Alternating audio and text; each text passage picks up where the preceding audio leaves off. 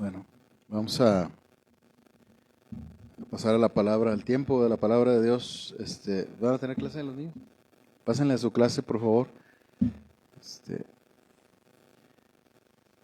Mandamos saludos a quienes nos acompañan ahí en el Facebook, quienes están conectados. Gracias por estar ahí, ¿verdad? Por apoyarnos. Y pues esperamos que sea de bendición todo lo que aquí se hace, ¿verdad? Vamos a abrir la Biblia ahí en Primera a los Corintios, por favor, hermanos, capítulo 1. Vamos a estar viendo un pasaje en el cual hemos estado meditando últimamente. Primera a los Corintios, capítulo 1, y vamos a ver el versículo 30 y 31.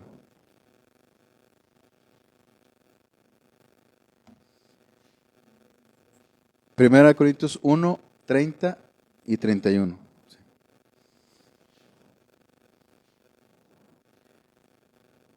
Le voy a dar lectura y después oramos para luego meditar en este pasaje o en este versículo. Dice: mas por él estáis vosotros en Cristo Jesús, el cual nos ha sido hecho por Dios sabiduría, justificación, santificación y redención, para que, como está escrito, el que se gloría, gloríese en el Señor. Vamos a orar. Gracias, bendito Dios.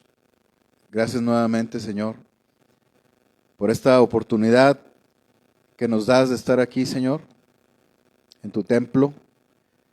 Gracias, Señor, por proveer los recursos necesarios para tener un lugar en donde congregarnos. Queremos rogarte en esta tarde, noche, Señor, que nos ayudes en la meditación de tu palabra, que podamos ser guiados por tu Santo Espíritu, Señor, que nos hables a nuestro corazón. Primeramente, Señor, te pido que perdones mis pecados, que me limpies de toda maldad con la sangre de Cristo, Señor, que limpies mi corazón, mi mente, y que pueda predicar con libertad, con responsabilidad y como un siervo que usa bien tu palabra, Señor. Gracias, bendito Dios. Gracias por este privilegio tan grande de ser embajadores tuyos. Nos ponemos en tus manos, Señor. Bendice a cada uno de nosotros con tu palabra en esta tarde. En el nombre del Señor Jesús te lo pedimos. Amén.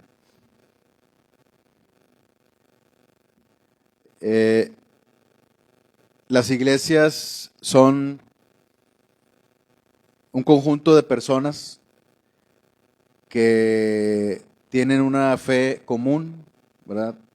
Hay muchas cosas en común que tiene una iglesia, ¿verdad? Hay también muchas diferencias entre las personas, opiniones, interpretaciones incluso de la Escritura, pero algo que se tiene en común es la fe.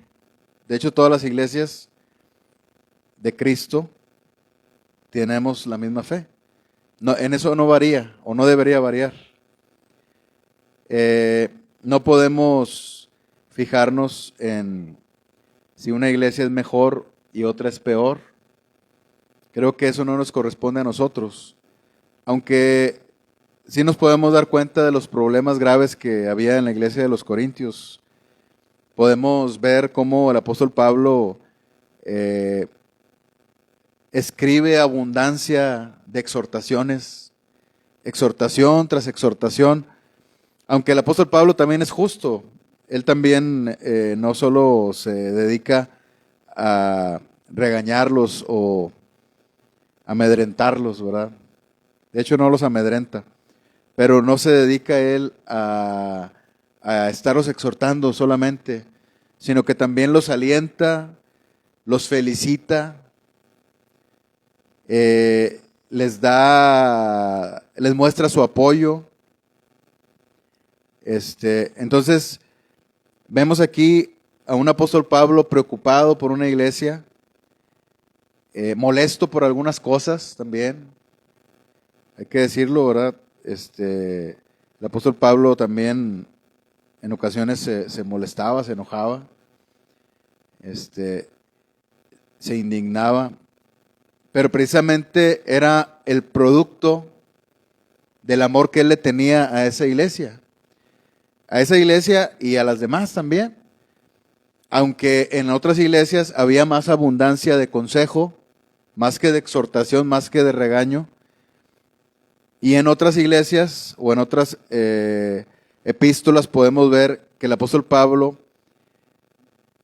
hay en la escritura o en la pluma del apóstol Pablo hay más abundancia de enseñanza o de advertencias que no son tanto contra la iglesia, sino contra aquellos que se infiltran, aquellos que vienen de afuera, ¿verdad? E intentan destruir la obra del Señor. Total, hay muchas diferencias en ese sentido en las iglesias, pero yo insisto en que no podemos menospreciar a una iglesia o a otra, o exaltar a otra, sino que debemos verlo todo con mesura, ¿verdad? En el caso de nosotros igual.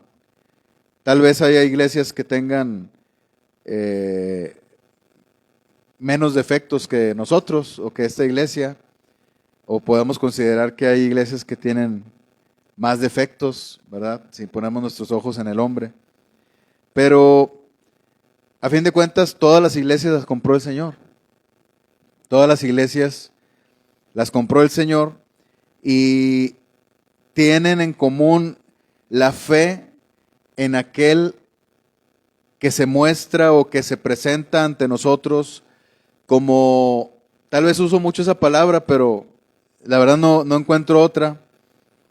Se presenta como un tesoro que nosotros descubrimos por parte de Dios, ¿verdad? Cuando Él nos abrió los ojos y pudimos ver la gloria de Cristo.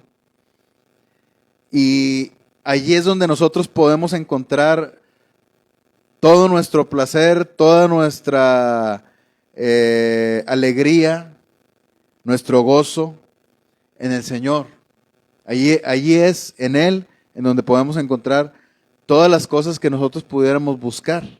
Porque uno de los defectos que tenía la iglesia de los Corintios, así como también nosotros pudiéramos o podemos tenerlos o los tenemos, es que buscaban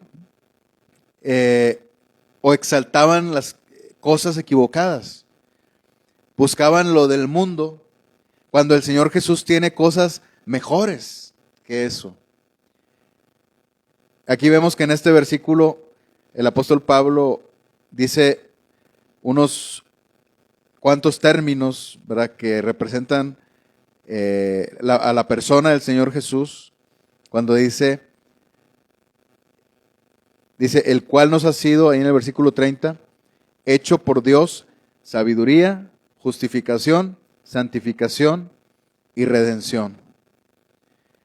Todo esto el apóstol Pablo trataba de decirles a los corintios que esto era lo más importante. Pásale, ahora sí llegaste bien, pásale, allá está la clase, mira, por favor.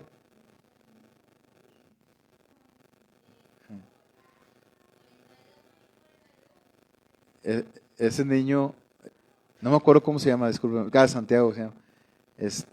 La vez pasada vino, pues fue en domingo creo, y llegó ya tarde, pero es que antes nosotros teníamos el culto a las 7:30, y él llegó como a las 8, porque es más o menos la hora en la que empezaba la clase. Pero pues ya ni estábamos aquí, yo ya estaba yo subiendo lo último al carro ya para irnos, y ya venía directo para acá, y le digo, no hombre, ya terminamos, y ya le dije la hora, y ahora ya vino más temprano, ahora sí, gracias a Dios. Entonces, aquí vemos, ¿verdad?, estas palabras con las que el apóstol Pablo describe al Señor Jesucristo, cosas que están arriba en el cielo, cosas que provienen del Señor y que son mucho más grandes que son infinitamente mejores que lo que el mundo nos ofrece, ¿verdad? Vemos cómo los corintios en esos defectos o pecados que tenían, vemos que estaban divididos entre sí mismos, entre ellos en su iglesia, estaban divididos de distintas formas. Yo alcanzo a ver dos maneras en las que estaban divididos. Era una de sus carencias o flaquezas. Una de ellas era que en ese tiempo la manera en la que se aprendía o en la que se tenía un estudio, no era por medio de una universidad o de una escuela, porque no existía como tal, ¿verdad? Como ahora lo conocemos, como el aula, ¿verdad? Con un maestro y con los discípulos ahí. Sino que en ese tiempo la manera de aprender, la manera de tener un estudio, era solamente de dos formas: a través de la lectura y a través de seguir un maestro. Una, si ese maestro te aceptaba, y otra, si tú podías pagar a ese maestro. O sea, eran cosas difíciles, ¿verdad? Que no cualquiera podía tener. Por eso cuando el Señor Jesús llamó a sus discípulos, gente que estaba relegada, ¿verdad? Que estaba marginada, que nadie los había tomado en cuenta, ni los escribas ni los fariseos. Y qué bueno que no los tomaron en cuenta, porque el mismo Señor Jesús dice que a sus discípulos, los fariseos, o sea, los discípulos de los fariseos, los mismos fariseos los hacían que se perdieran y que fueran 7 veces más hijos del infierno que ellos mismos. Eso es lo que decía el Señor, ¿verdad? De una forma muy fuerte, pero era la verdad. Entonces, qué bueno que ningún fariseo los quiso, ¿verdad? Y el Señor, que era, pues, era el maestro de maestros, era, pues, ¿cómo qué puedo decir, verdad? Lo maravilloso que era haber recibido una invitación de parte del Señor Jesús. Pescadores recibiendo una invitación de alguien que trasciende toda la inteligencia de este mundo. Entonces era un privilegio, pero el Señor Jesús, con todo su amor, los llamó para que hicieran su obra. Lo vil y menospreciado, dice aquí está este pasaje también, escogió lo vil del mundo y lo menospreciado, en el versículo 28, escogió Dios. Hace referencia a esto, ¿verdad? A los discípulos y a nosotros también, a toda la iglesia. ¿Por qué menciona esto el apóstol Pablo? Ahorita estoy dejando un poquito el comentario de las divisiones, ¿verdad? Las divisiones, ya para cerrar el comentario, eran porque cada uno buscaba un maestro. Cada uno buscaba tener un maestro distinto, y unos decían, yo soy de Pablo, yo soy de Apolos. Estaba tan arraigada esa idea de seguir a un maestro, que unos querían seguir la escuela de Apolos, su manera de predicar, poderoso en las escrituras. Otros querían seguir la escuela del apóstol Pablo. Creían que eran cosas distintas, pero en realidad todos eran hijos de Dios, todos habían sido comprados por el Señor Jesús, por la sangre preciosa derramada en la cruz. Entonces, bueno, había división de esa manera, y la otra manera en la que había división era por medio del clasismo, ¿verdad? De las clases sociales. Los ricos en un lado, los pobres en otro, disfrutando de manjares y dejando a los más pobres a un lado, ¿verdad? Estaban divididos. Y todo eso pues le desagradaba a Dios. El Señor Jesús les mandaba a decir por medio del apóstol Pablo que eso no le gustaba para nada. Entonces, vemos eso también, ese pecado en ellos. ¿Por qué hacían eso, hermanos? ¿Por qué buscaban tener un maestro cada quien? Porque precisamente ellos como helenistas, porque no puedo decir en sí griegos, ¿verdad? Porque no eran de Grecia en sí, pero tenían esa cultura helenista, es decir, de griega. Ellos buscaban sabiduría, buscaban ser de lo mejor en cuanto a la intelectualidad, porque los griegos era lo que buscaban siempre. Aparte de otras cosas, ¿verdad? Buscaban también ejercitar su cuerpo, eran cosas que acostumbraban ellos, era parte de la cultura de ellos, pero una de las cosas era el ejercicio del intelecto. Buscaban filosofía, buscaban nuevos conocimientos y por eso ellos querían formar diferentes escuelas. Y estaba la escuela de Apolos, la escuela de Pablo, etcétera. Cosas inexistentes que ni Apolos, ni Pablo, ni Pedro habían creado. Ellos mismos lo habían hecho. ¿Por qué? Porque buscaban esa sabiduría y el Señor, y el apóstol Pablo les habla precisamente por eso, que eso no era importante, que lo importante era la cruz de Cristo. Y en el versículo 28 les dice, porque la palabra de la cruz es locura a los que se pierden, pero a los que se salvan, esto es, a nosotros, es poder de Dios. Pues está escrito, destruiré la sabiduría de los sabios y desecharé el entendimiento de los entendidos. ¿Cómo? Por medio de la cruz de Cristo. Para los filósofos, para los altos pensadores de esta tierra, la cruz de Cristo resulta una necedad, precisamente como cosas de tontos, como cosas de alguien que no usa su inteligencia, porque alguien que usa la inteligencia cree en otras cosas, cree en la evolución, cree en la ciencia. La misma ciencia no puede explicar muchas cosas, pero ellos creen en eso, ¿verdad? Ellos quieren mostrar su inteligencia desechando las cosas de Dios, desechando a Cristo y estableciendo que lo verdadero es lo que la ciencia dice, lo que la filosofía dice. Entonces, por eso, alguien que cree en Cristo, para esa gente, es un necio. Es un necio, es un tonto, es alguien que no usa su inteligencia. Así lo piensan. Aunque vemos que dentro del cristianismo hay mucha gente muy inteligente, muy preparada. Incluso hay filósofos dentro de la iglesia y no precisamente predican filosofías como el apóstol Pablo lo dice, ¿verdad? Son filósofos de profesión.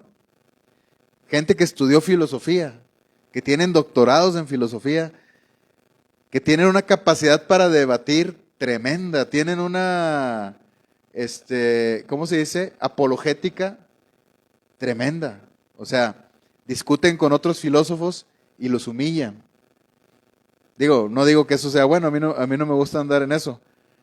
Pero lo que digo es, solamente quiero decir que hay mucha gente dentro de la iglesia que es muy inteligente, que está muy preparada, pero a fin de cuentas el Señor nos deja claro que lo más grande, lo más alto que puede haber, que sobrepasa todo entendimiento, es la paz que el Señor vino a traer por medio de la muerte de la cruz, de la muerte en la cruz.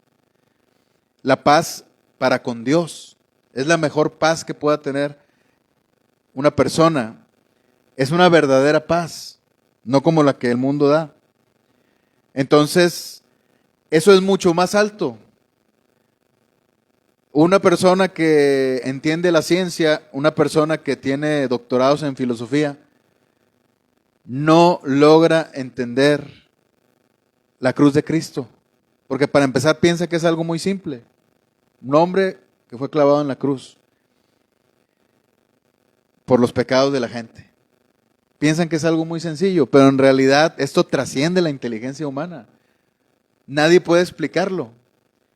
Nadie puede explicar de dónde provino ese amor, de dónde provino ese plan eterno, cosas que el hombre no puede escudriñar. Entonces, esa sabiduría es mucho más grande que la sabiduría que ostenta tener el hombre.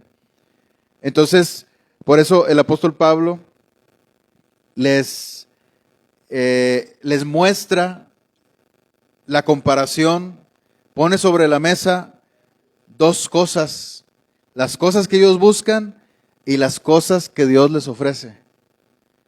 Por eso cuando leemos al final de este pasaje o de este capítulo, este versículo, cuando el apóstol Pablo les explica qué es lo que representa o lo que significa el Señor Jesucristo para nosotros.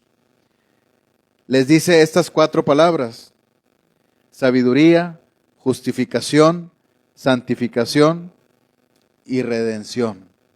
Lo mejor que pudimos haber encontrado, las cosas más preciosas y preciadas que pudimos tener en nuestra vida o que podemos tener en nuestra vida. El resultado de haber conocido al Señor Jesús. Es decir, una persona que es muy inteligente, muy preparada, pues mucha gente la admira, mucha gente la sigue, mucha gente la venera, mucha gente sigue su ejemplo. Pero ¿qué es lo mejor? Porque esa inteligencia se va a destruir, o esa inteligencia Dios ya la destruyó. Esa sabiduría del mundo Dios ya la deshizo. Porque una vez que nosotros estemos delante del Señor, y este pasaje precisamente muestra también un adelanto, permítame llamarle así, un adelanto del día final, del día del juicio, cuando estemos delante de Él. Gracias a Dios nosotros vamos a estar del lado correcto, del lado del Señor. Y la gente que rechazó a Cristo, la gente que no creyó que para ellos el Señor Jesucristo era algo, una necedad creer en eso, en esa fe, ellos van a estar del otro lado, frente a Dios. Nosotros vamos a estar con Dios y todos los incrédulos van a estar del otro lado, ¿verdad? Las ovejas de un lado, los cabritos de otro lado. Y en ese momento, toda esa gente va a seguir teniendo la misma inteligencia, unos más que otros. Sus doctorados no los van a perder ahí los van a tener ahí en su mente, ¿verdad? Todo lo que aprendieron, ahí va a estar. Pero resulta que todo eso va a ser basura, porque no les va a servir para nada.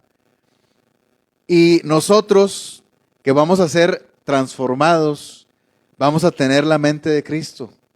Vamos a tener una inteligencia superior a todo eso. Una inteligencia que sobrepasa. Vamos a tener una mente renovada, una mente en un cuerpo glorificado. Nuestro pensamiento se va a dedicar a hacer cosas importantes verdaderamente, no lo trivial y lo vano de este mundo, sino que nos vamos a dedicar de tiempo completo a nuestro Señor Jesús, a estar con Él. Hace ratito Rutis hablaba de eso, ¿verdad? Que Dios nos permite tener un tiempo con Él. Sin embargo, ese tiempo no siempre se da. Y ese tiempo, cuando estemos con Él, Dios nos lo va a dar de una forma infinita. Día y noche vamos a estar con Él. Algo maravilloso. Algo maravilloso. Entonces, todas esas características van a sobrepasar todo lo que este mundo es. Por eso nos debe importar más que lo que este mundo ofrece, nos debe importar más el Señor. Si sale alguien queriendo humillar a una persona que es cristiana, yo creo que lo más importante es saber, conocer la verdad y estar convencido de lo que el Señor Jesucristo es para mí, para cada uno de nosotros. Claro que es importante también presentarle el Evangelio a una persona, pero si esa persona va a estar humillando el Evangelio, va a querer hacerlo, lo va a querer pisotear, como si le echáramos las perlas a los puercos, pues entonces no conviene estar exponiendo ahí el Evangelio, a que sea tratado de esa manera ese precioso mensaje que alguien no quiere escuchar. Conviene cuando la persona tiene hambre de escuchar, exponerles la cruz de Cristo, el Evangelio, pues quien quita y se conviertan, ¿verdad? Sea quien sea. Conozco a una persona, bueno, no la conozco, perdón, sé de una persona que es que fue, ya murió, uno de los teólogos más importantes de la Iglesia Católica.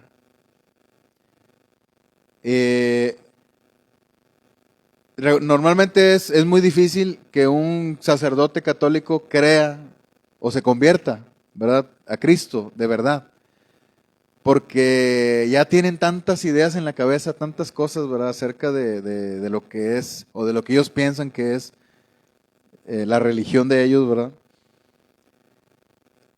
Y precisamente es porque ya tienen muchas cosas, muchos libros en su cabeza, pues resulta difícil.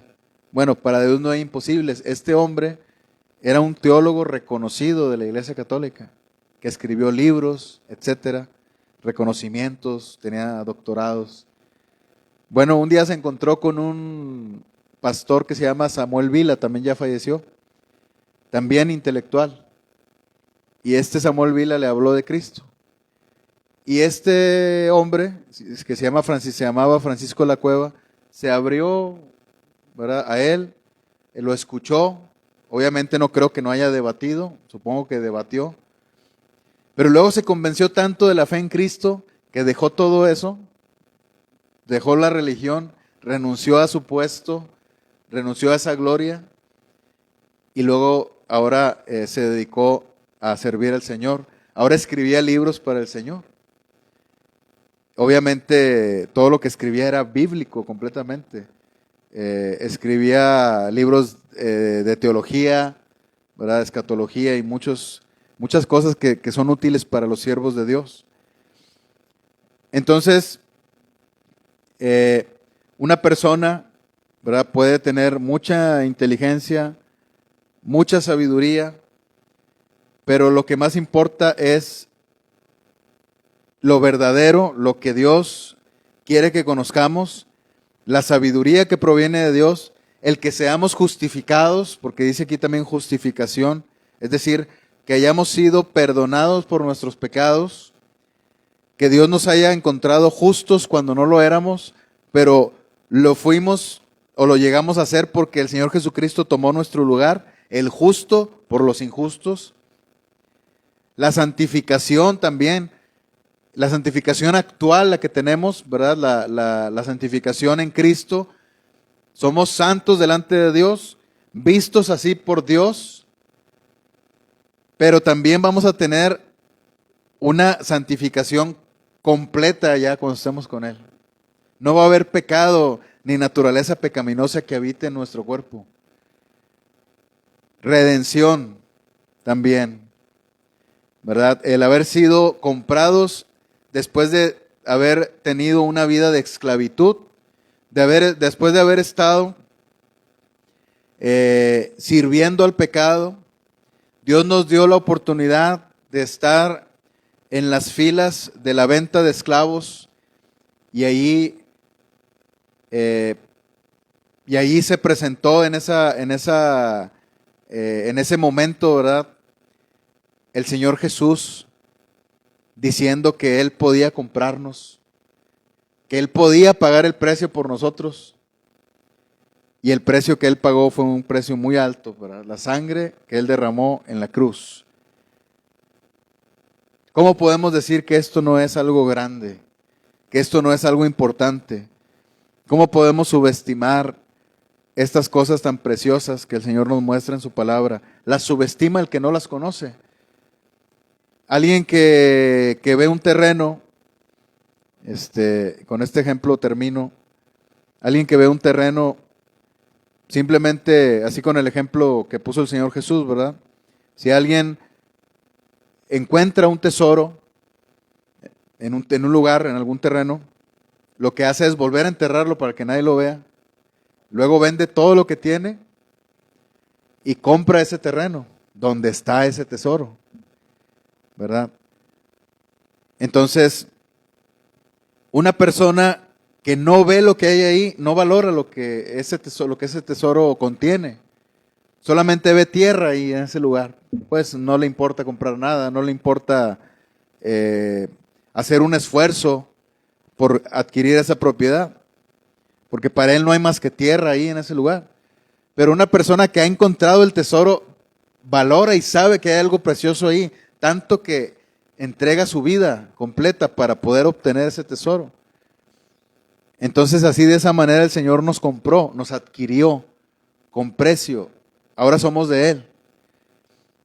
Y le entregamos nuestra vida porque pudimos ver en Él un maravilloso tesoro que ahora es para nosotros, el Señor Jesús, que sobrepasa todas las cosas de este mundo y por lo tanto podemos obtener aliento en esa verdad. Podemos obtener aliento si hay aflicción, sabiendo que tenemos el mayor tesoro con nosotros, que es el Señor Jesucristo y todo lo que Él es, como aquí el apóstol Pablo lo presenta. Entonces busquemos ser fortalecidos en esto, hermanos. Busquemos ser fortalecidos en esta sabiduría, justificación, santificación y redención, que son el tesoro que nosotros tenemos en Cristo Jesús. Amén. Vamos a orar. Gracias, bendito Dios. Gracias por tu palabra, Señor, porque en ella podemos encontrar aliento en medio de la aflicción. Podemos encontrar también fortaleza, Señor. Queremos pedirte que nos ayudes a tener una visión más grande de quien tú eres, bendito Dios. Que podamos conocer a nuestro Señor Jesucristo de una manera, Señor, cada vez más profunda. Y que de ese modo podamos desechar todo lo que nos aflige aquí en este mundo, Señor, sabiendo que lo que viene es mucho mayor. La gloria venidera que se ha de manifestar en nosotros es mucho mayor que todo lo que nos ocurre aquí en este mundo. Gracias, bendito Dios, por tu palabra. Nos ponemos en tus manos, Señor. En el nombre del Señor Jesucristo. Amén.